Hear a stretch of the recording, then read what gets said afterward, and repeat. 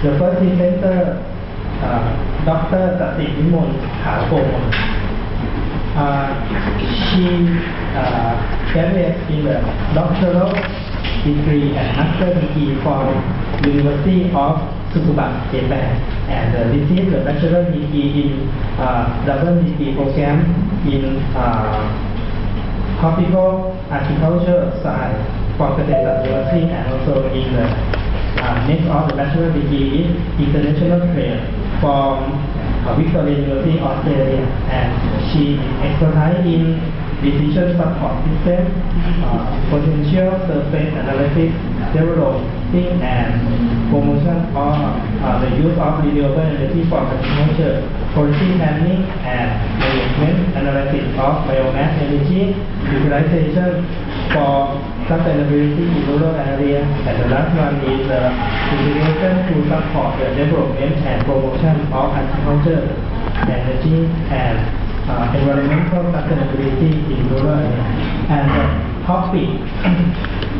And the topic of the Dr. Sasiwimol will present is the Biochar characteristics from different agricultural methods.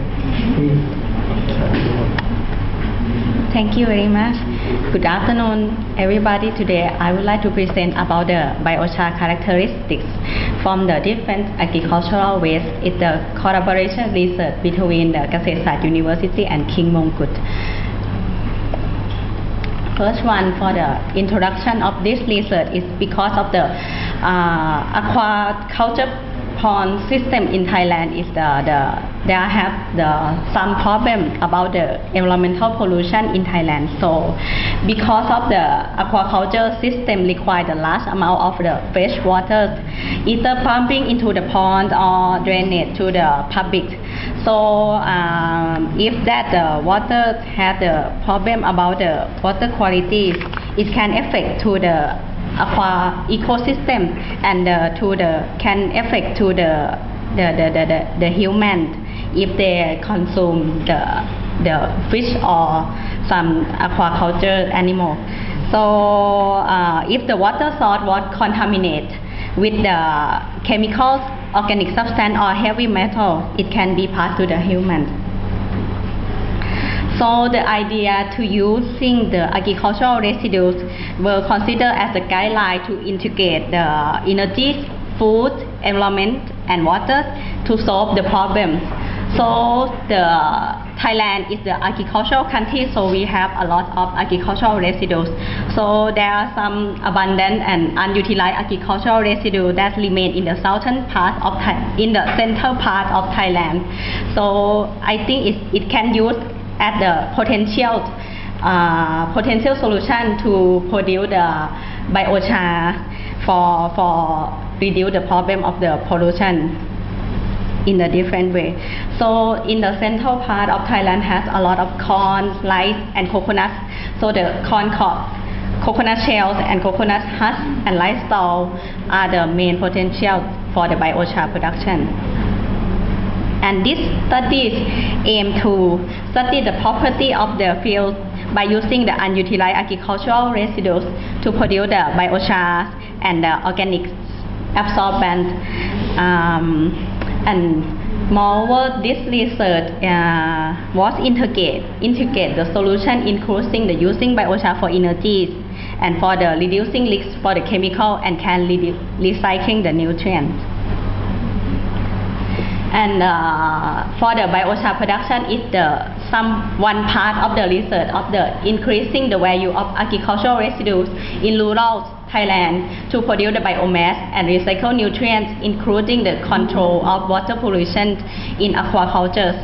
In this project has the four objectives. First one is to collaborate between the aquaculture farmers, private sector and researchers to solve the problem of the water pollution, and then to produce the bioenergies from the agricultural residues.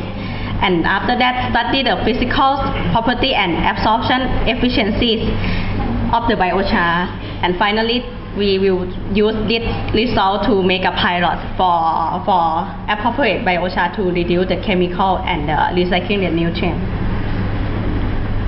So the scope of this part of the study is first one is to produced the biochar from the 4 types of agricultural residues and compare between 2 types of reactors. First one is conventional charcoal kiln, is the use the 200 liter oil drum kiln that the local people use in the recently, and then we compare with the pyrolysis reactor. And the second one is we will analyze the result of the biochar that we produce. After that, we will select the suitable biochar that's good for the water treatment and good for energy for the next step. For the material and method that I told, we use the agricultural residue in the central part of Thailand. So in the Samut Prakan province and Samut Sakhon province are the main area that had a lot of rice, coconut and maize. And also in that area had many mangroves.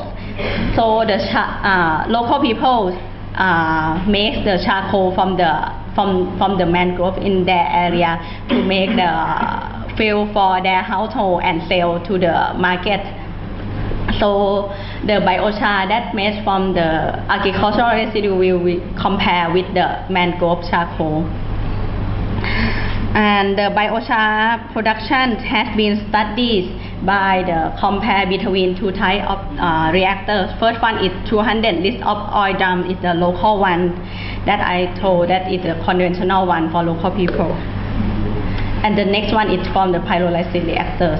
These 2 types of kiln is located in our center. And for the 200 liter oil drum kiln, that the conventional one, it cannot adjust the temperature, but we can make the temperature in the enough that we want.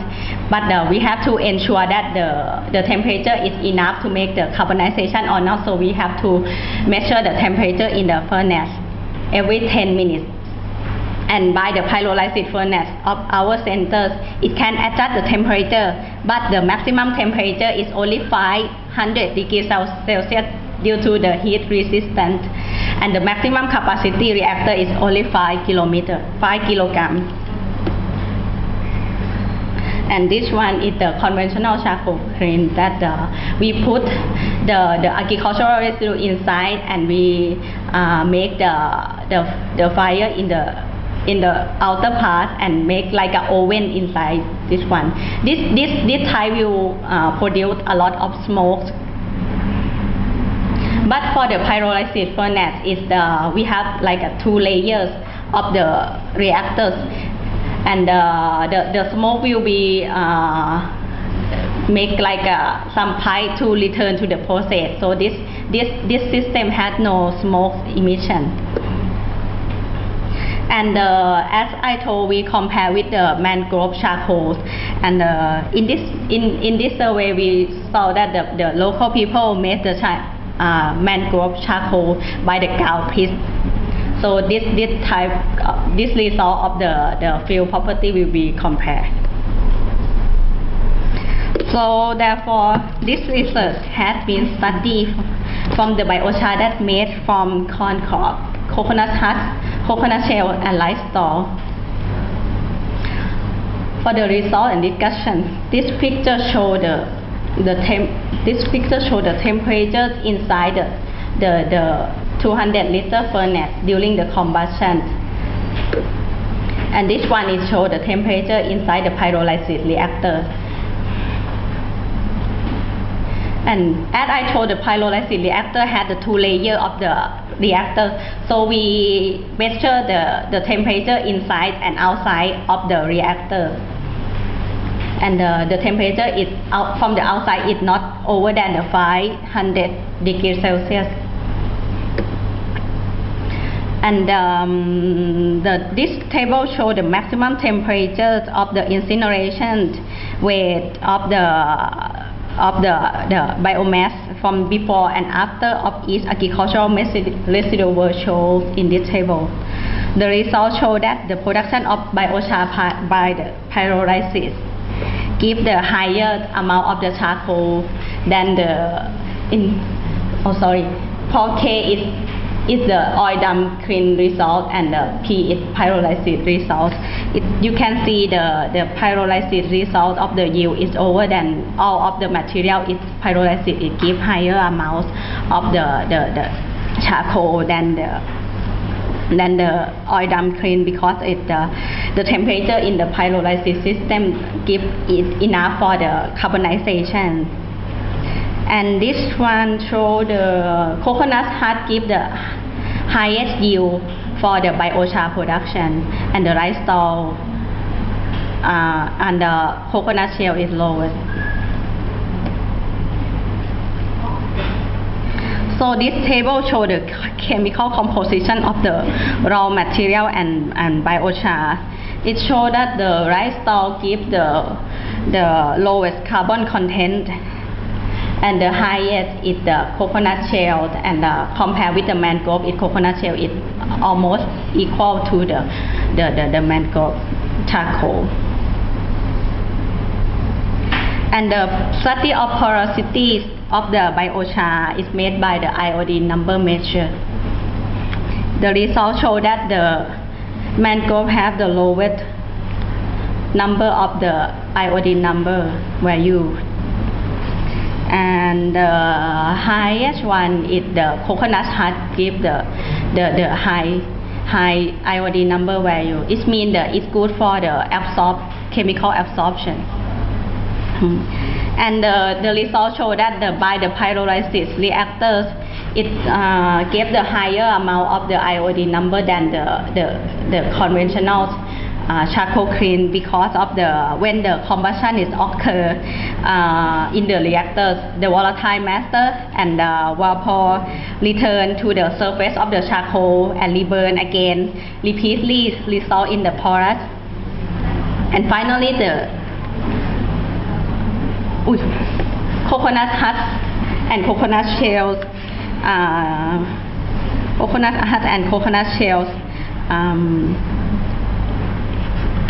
show the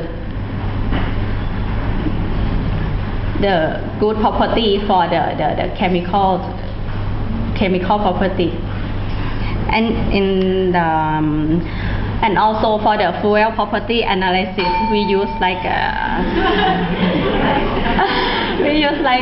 ASTM standard. This standard is for the community briquette product that if the farmer want to sell the charcoal, they have to follow this standard.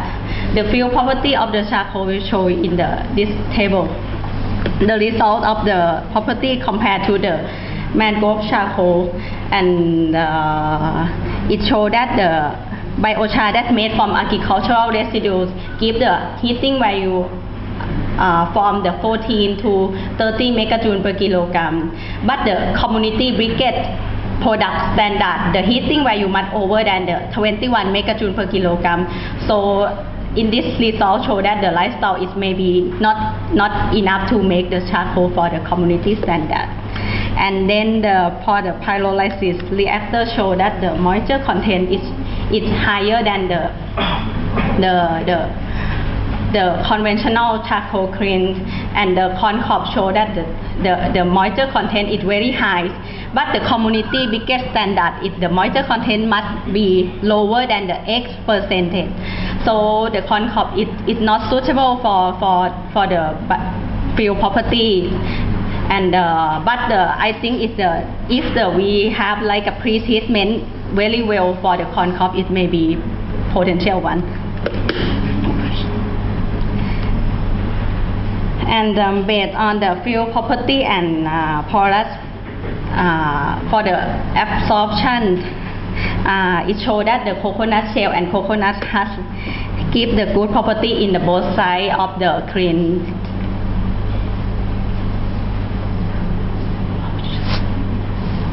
And the conclusion is, for the highest yield of the biochar production was the coconut husk. And the result of the biochar production show that the Concorp, coconut shell and coconut husk has heating value that can be acceptable for the community fuel standard. and based on the field properties and the porous property for the absorption, it showed that the coconut husk and coconut shell biochar were concluded as the potential agricultural waste material from the pyrolysis reactor and conventional charcoal kilns. And that by the pyrolysis system, it showed that the moisture content and fixed carbon content will remain high, resulting in the higher yield of the biochar. And the biochar that produced from the pyrolysis reactors had the porous property that's suitable for absorption. And as I told, the pyrolysis reactor did not give any smoke outside when the combustion, so it's more advantage for the production of the biochar. But however, based on the production method that community can make it by themselves, conventional charcoal kiln is more likely to apply to the biochar due to the cost and material of the reactors.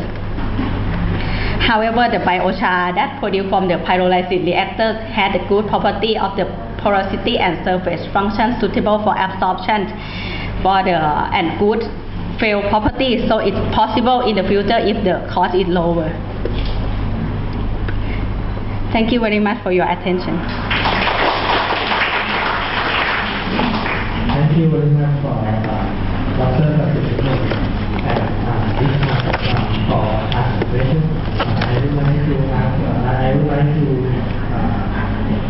ask for the people on the floor. Are there any questions to ask the presenter?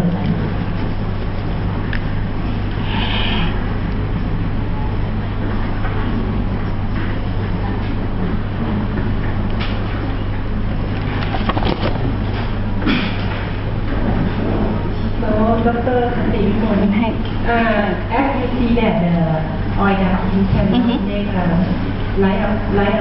how big support your point for the community can be to do something that oil dam can make the biochar has nearly same property of pyrolysis. Now we are adjust our oil dam kiln that to make like a good property one at the pyrolysis, but I think it's there are a lot of difficulty to make, but we study about how to make the like a pyrolysis one and lower cost, but the look like it's almost like the conventional one, but the reaction inside is like a pyrolysis one. The cost is lower than the pyrolysis reactor.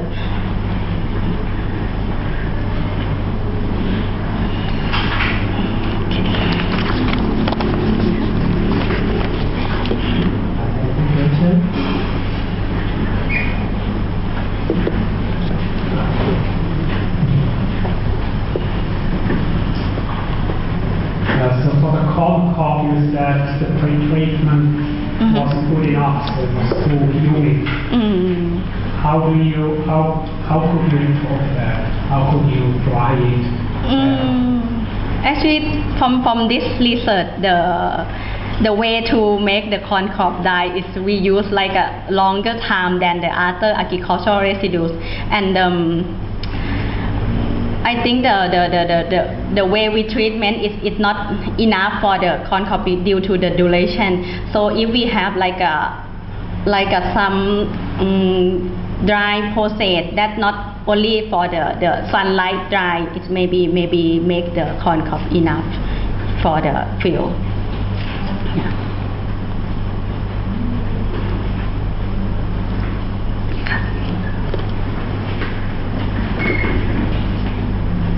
I have no comment, but I would like to know that where you buy this the pyrolysis and how much do you say that the cost is lower than the other one?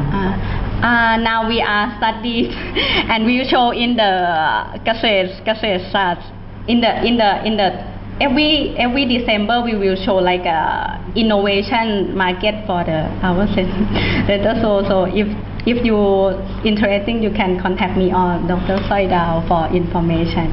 Yes.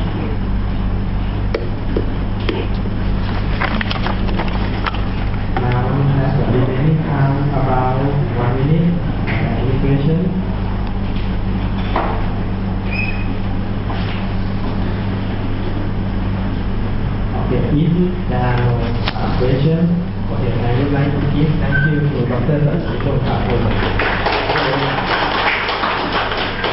And the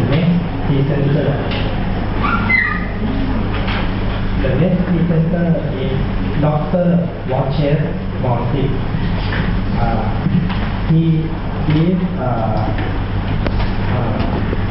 Dr. Wojciech Mrozik is a postdoctor in the School of Civil Engineering and Geoscience at Newcastle University in the United Kingdom. He has a master's degree in environmental protection from University of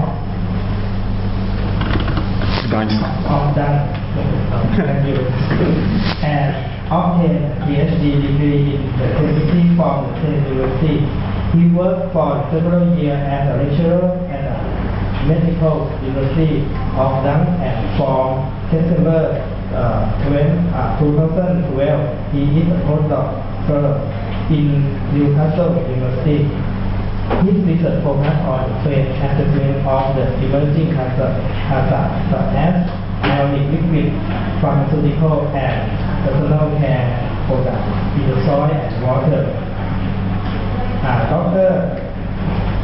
Mrozik is interested in the adsorption, biodegradation, and author in the integration of the model pollutants with the natural environment. And for this purpose, he mostly used analytical techniques such as gas chromatography coupled with mass spectrometry. Another research topic he is interested in an alternative solvent based on mineral and models of surfactant. And now he will present in the topic of water and sediment, quality of aquaculture farming, and use of biochar for micropollutants. Good afternoon, everyone. Thank you for the nice introduction. My name is Wojciech Mrozik. I'm from Poland, so again, it won't be proper English, but I hope you understand me. So my presentation will be about our joint project between Newcastle and KMUTT. So I'll show you a few slides and results we have so far, and later my colleague she will tell a little bit more about the other part of the project. So just a quick introduction. So we as consumers, we basically want to have a nice, clean, healthy food which is full of nutrients, not full of pollutants. And I think most of us like shrimps and fish, especially in Thailand. And obviously we need to have a nice source of those food, which is farmers, fish ponds, shrimp ponds. And the ultimate goal of farmers is to get the highest yield from harvesting, so get as much money as possible, but producing also good quality food that the consumers are happy with that.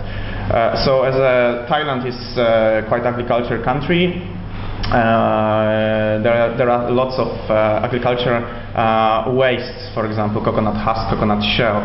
So one of the idea of this project was if we can use something which is waste in one part of economy and we can apply to the other part of the economy, we will have a kind of waste management, waste reduction, and ultimately it will lead to kind of sustainable economy. So some of the aims of our project, and especially my part, was to basically monitor what kind of micropollutants or organic pollutants we can find in the water, sediment, and living organisms. In that case, we choose shrimps and fish farms and canals which are feeding with water those fish ponds. So we choose few antibiotics and few pesticides which are widely used here in Thailand, and most of them are allowed by law to be applied during the farming process. As a waste, we use biochars.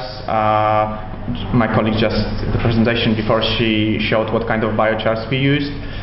So we applied those biochars. First, I assessed adsorption properties of those biochars, and later we used few selected biochars, let's say in a real life scenario. So we built a filter and we try to apply it to the fish farm and see if you can actually clean the feeding water from the canal.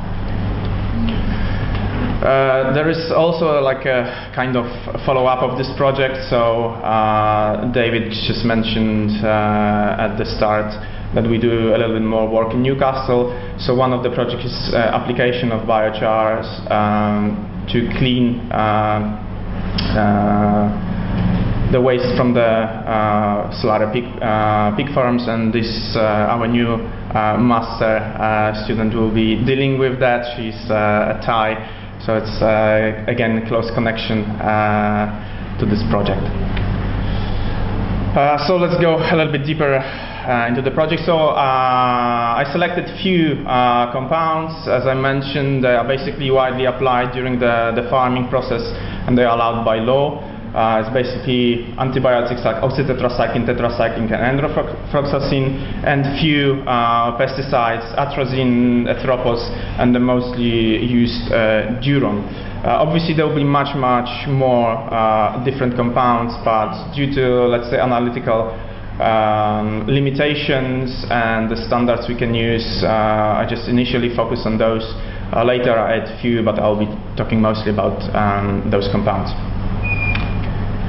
So just quick methodology. So we took sample water, so canal water, pond water. We took sediments from those places as well, and we also took some shrimps to assess bioaccumulations of those compounds in living organisms, just to show the methodology. So we take samples with sediment and living organisms. We do a liquid extraction with water samples, just filter it and do directly solid phase extraction.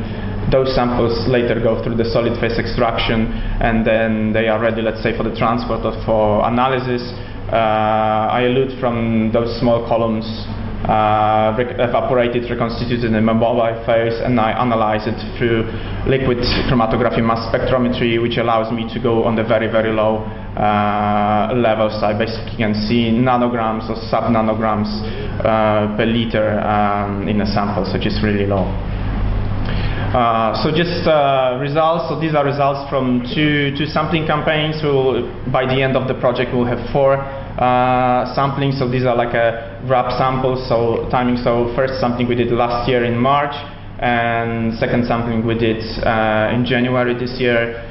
Third sampling was around a month ago, a little bit more than a month ago, and the last sampling was yesterday. So yesterday morning we were taking a sample. For me, it's quite hot, so taking sample is not always a pleasant experience for me.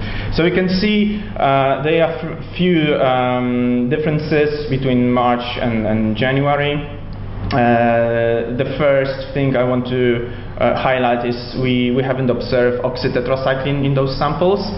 We only see tetracycline, and you can see that the tetracycline, especially from January, have a really high concentrations.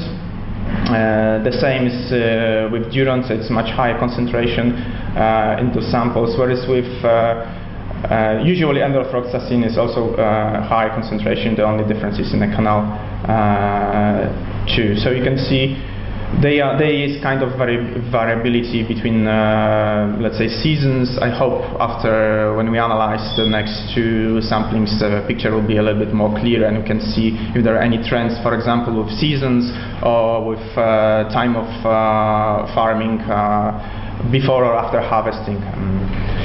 So the second thing I did was to analyze sediments from those 3 ponds and 3 canals. The map of those places will be shown in the next presentation. So, but most of you already know that where you have a sheep farm. So the first differences between sediment and water is here we can see oxytetracycline. So basically, in that case, oxytetracycline goes either really quickly to the sediment and is basically bound into the sediment. We also see oxytetracycline and tetracycline. So all of those compounds, most of them we can see. The only compound we couldn't see is Athropos, so one of the pesticides. Probably is not widely applied here. That's why we couldn't see it. So the last measurements, let's say with mass spectrometry I did was shrimp to see if they can bioaccumulate any of those compounds. So you can see few results. Again, there is no oxytetracycline here, so it's not bounding to the shrimp. The other thing is that we had very juvenile shrimps, so they were very young, small. So they were like just from the starting of the process. The next one we have much more grown up, so we can compare if there is any difference between juvenile and already adult things. So what you can do concerning bioaccumulation, you try to calculate something which is called bioaccumulator factor. So you calculate what is the toxin or compound concentration in an organism and what is concentration in the environment it lives. Basically, in that case, I used water concentration. And we see that we can say that toxin compound is bioaccumulative if this factor is bigger than 5,000 liters per kilogram. Potentially bioaccumulative is 2,000 to 5,000. From those compounds I listed previously, usually N-lofroxacin and atrazine are considered as bioaccumulative or potentially bioaccumulative.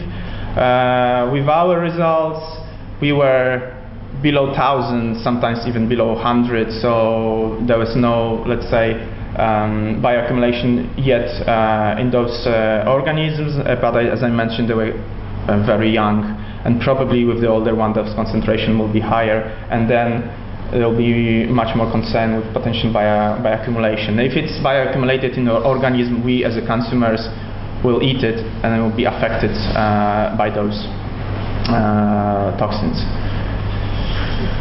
So here is a quick comparison with other results we can find around the world and even in Thailand. So you can see in water, basically oxytetracycline was higher in the other studies, but enrofloxacin and tetracyclines were lower. In sediments, sometimes they are lower, sometimes they are in comparable range. Again, a comparable range and higher concentrations, and with organism they are higher, but as I said, it's probably due to they are very young. And with pesticides, you can see that duron was higher in the other study of Thai rivers, whereas some in China rivers, it was in a comparable range. So what we did later, we just took biochars. So it was basically coconut husk, coconut shell, rice husk, and corn cob, and they were prepared in 3 ways. So drum kiln method, pyrolysis, and also we had so-called high temperature pyrolysis. So we had them prepared in 550 degrees and 750 degrees, and those were prepared in Edinburgh, in UK, in Biochar Center. So just quick methodology. So here I use liquid chromatography connected with UV. I was working with a little bit high concentration, like 1 milligram per liter. Also, so we have oxytetracycline, tetracycline, enrofloxacin, atrazine, duron, but also add diclofenac and acetaminophen, which is mostly known as paracetamol. So we can see different range of affinity to lipophilic phases. So those sorbents, there were quite big number in total, so there were lots of measurements. So at the end I choose only some of them. We use coconut shell from drumkin method. We use the same coconut shell, but it was modified with chitosan. And also I used two other from Edinburgh, so 550, 750. The coconut husk prepared by pyrolysis here in Kasesat was basically either in the range of drum kiln or it's sometimes even lower. So you can see each of those sorbents has its unique characteristics. What is the most important here, that coconut husk 750 has the highest sorption potential. Later is 550, and those go below. So ideally this one is the best one.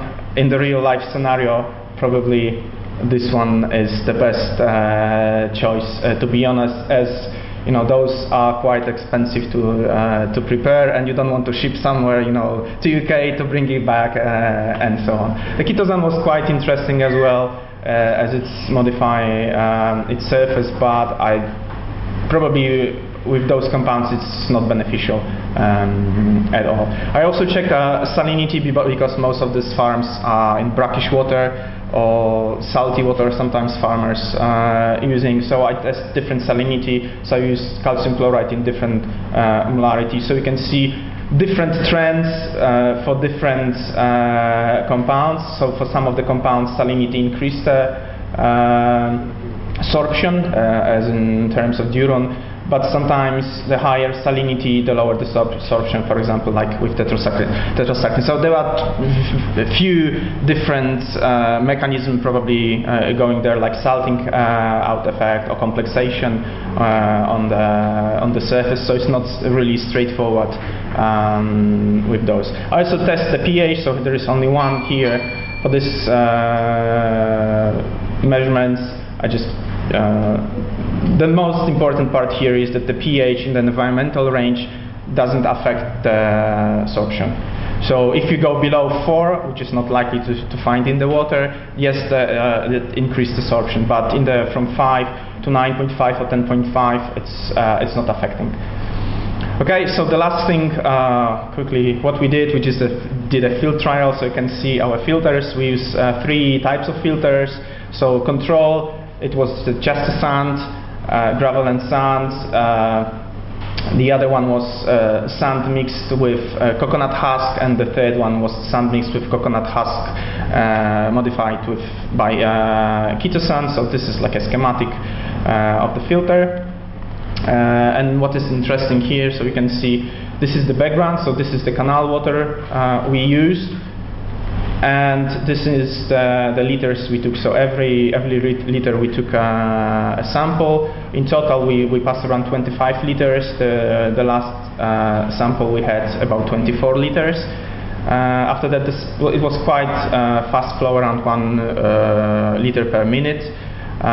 So we had to be very fast with changing samples, but you can see that the filters works in most of the cases. So in terms of tetracycline, so control works, sand even works a little bit, but when you go with coconut husk from drum kiln and modified coconut husk, they sorb quite well. In terms of enrofloxacin, the enrofloxacin just passed really quickly. Surprisingly, Ketosane filter works here better than the normal one.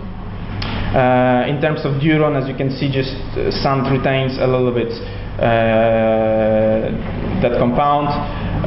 The Ketosane doesn't also work very less effective, but the best one is the one from drum kiln, and it's the same situation in terms of atrazine. So as you can see, just coconut husk from drum kiln has quite good properties, and it's cheap, so probably it's the best solution for future. So just conclude, so we can see that the concentrations in sediment water are in a lower or comparable concentration with other studies.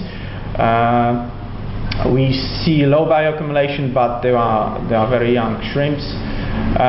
This is more or less the best order of biochar we have. So it's coconut husk, coconut shell, rice husk, and corn cob, which is the worst of them. And within coconut husk, pyrolysis 750, 550 is better than just a normal coconut husk or coconut husk chitosan. There should be coconut husk made by pyrolysis here, as Cass at the same, more or less in the same range. Each of the biochar has its unique sorption order. So I would go back to the sorption isotherms. You can see that sometimes one compound is better sorbed on one of the type of biochar, and it's least sorbed on the other. So it's not like almost 750 is the best of all, but normally they may vary. So if you want to remove one compound, yes, it's fine. We can use different type of biochar, for example. One type of biochar like rice husk, but if you want to remove more compounds, we need to pick one which is more universal. As I mentioned, the salinity plays quite important role, and it needs to be investigated a little bit more. And within the environmental concentration range, the coconut husk from drum kiln is the best choice for the compounds, at least for the compounds we tested, and it proved to be working. So this is something we can investigate in the future. And just final some acknowledgements. So funding body from Newton Fund and my colleagues from Newcastle University and here from KMUTT. Thank you. Thank you very much. Now, it is time for questions. Any questions from the floor, from the audience? Maybe allow only one question.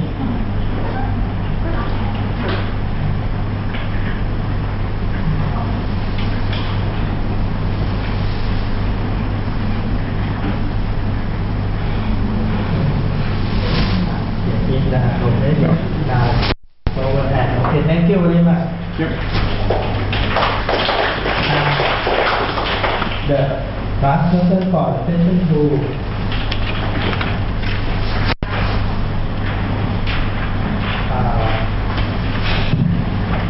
I am referring to Dr. Thunchanok Thongsamer.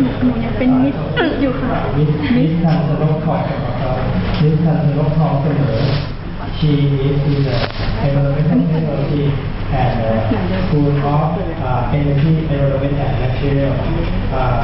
She graduated in Master degree Environmental Technology from KMUTT and also Bachelor degree in Environmental Engineering from KMUTT. The title of the presentation is Coconut Husk-based Biochar for Nutrient Adsorption from Brackish water. Please. Thank you very much and good afternoon everybody. Today I would like to present about the coconut husk-based biochar for nutrient adsorption from brackish water. So first of all, I will talk about the water quality. This area is like the water is the brackish water, and there are more aquaculture area and also the residential and a lot of the industry area. So it affects to the water quality so much, and you can see the average BOD here is the higher, and this area is a lot of farming, and here. And the farmer use the brackish water to do the farming. Some farm is used directly, so it might be not good enough quality. So this study aims to use the biochar from the coconut husk base to improve the water. And this is study site. So we have 3 sites. That this one is the canal, this one is the pond, and this one is the canal, and this one is the pond that we collect the the sample and also this one. In this study, I take a sample from the canal 2 in this here because it's all of them the water quality is like the same. It's high pollutant, so just take this one is easier. For the biochar that the previous presenter that already present, so it's just made from the agricultural waste and carbonizing process and used to the light and adsorption and maybe used for the fertilizer. So in this study, in the central part of Thailand, that we select the rice stalk, coconut husk, coconut shell and corn cob to make the biochar, and were carbonized by the pyrolysis reactor and oil damkin, and Kamphaengsaen University Kamphaengsaen campus will made it for us. So and then I measure some property of the biochar. So it found that the highest I remember it was 68 at the coconut husk by oil damkin. So about the sulfate charge of the biochar was observed by the pH solution and pH ZPC. If the pH in the solution is higher than the pH ZPC, the sulfate charge is negatively charged. Yeah. So this is the result that all of these, almost all of them is the negatively charged, but only the rice stalk from the oil damkin is positively charged. So from the data that we got, that we select some just one biochar that to make an adsorption.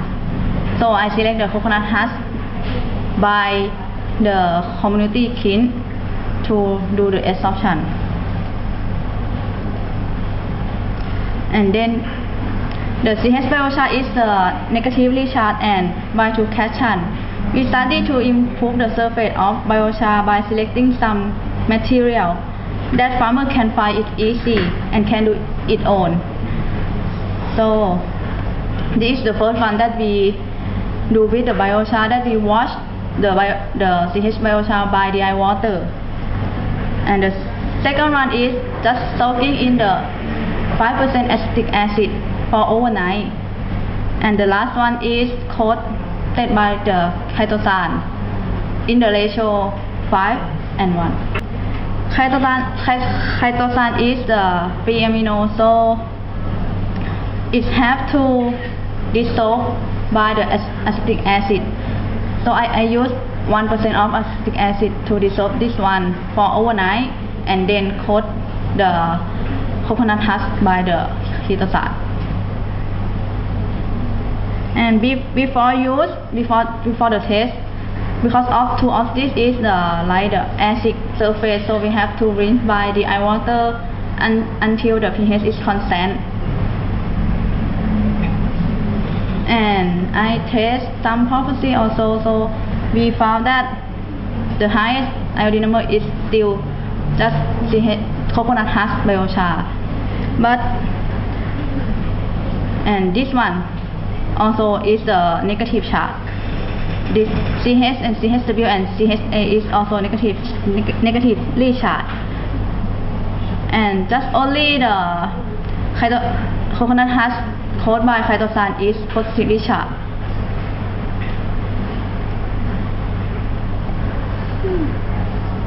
And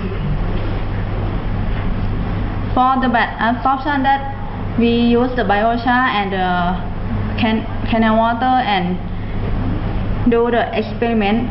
We take the biochar 5 grams and water, the canal water 100 ml, and check it at 100 rpm at 30 degrees Celsius, and take the time is 40 hours. And another one is vary the biochar and checking 100 rpm at 30 degrees Celsius for 24 hours. And after that we filtrate the solution and do some tests like ammonia nitrate, total phosphorus and COD. And also in this study we study about the zeolite because the farmer use the zeolite to improve the water quality in the pond. So we just do some experiment with that.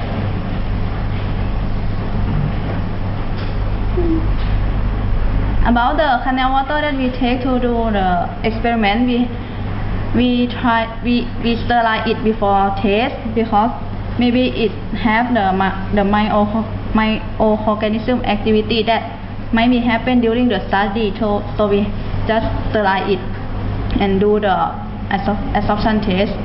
And this is the initial canal water concentration that we measure that before do the adsorption.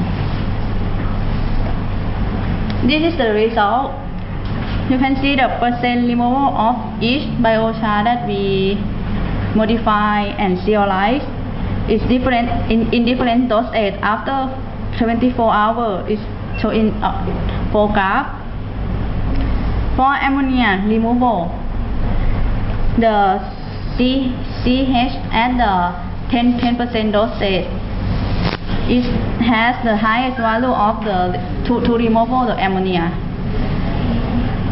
And about nitrate, you can see that 3 of them, the CHW, CHA, CHC, can remove the nitrate. Follow the dosage. And here is follow the dosage is the percentage removal is higher. And about the total phosphorus removal, CHW and CH cannot remove the total phosphorus because it's released. So just here. But the CHA, CHC and zeolite can remove the total phosphorus. And here. And coconut husk coated by chitosan can remove the total phosphorus for 28% at 10%. About the COD, almost all of them that they can remove the COD, only the CHA, because the CHA is like I soak in the acetic acid, maybe because of the acetic acid residue is released. And this study of the time of equilibrium, I plot the graph between the concentration and time absorption. The graph shows that for ammonia, the equilibrium time is for 6 hours around here.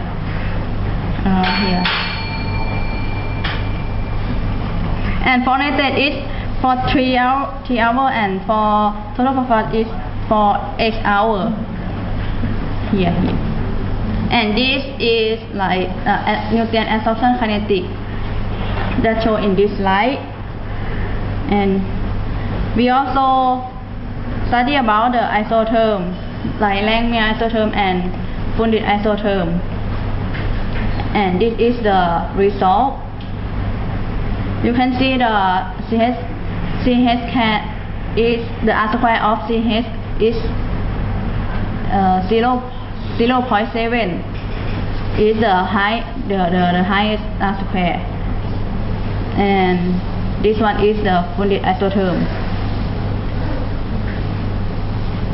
So the conclusion is the CHC and CHW and CH can absorb ammonia, and CHC, CHA can absorb nitrate.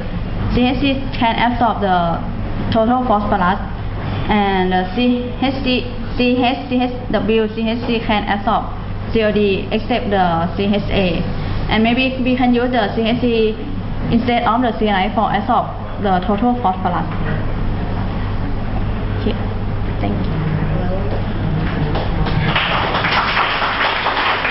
Thongsamer Khawkomol.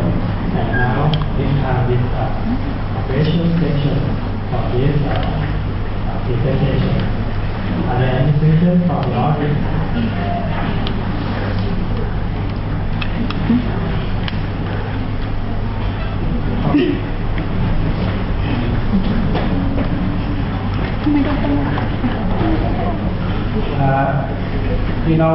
Wojciech showed the filtration tests that we did at the fish farm. Yeah. Did you also look at nutrients in that? And if so, what did you find about nutrient removal in the field test? The bigger The field yeah. Did it work or did it not work? for the COD it can remove, but for the total phosphorus just the coated by the chitosan.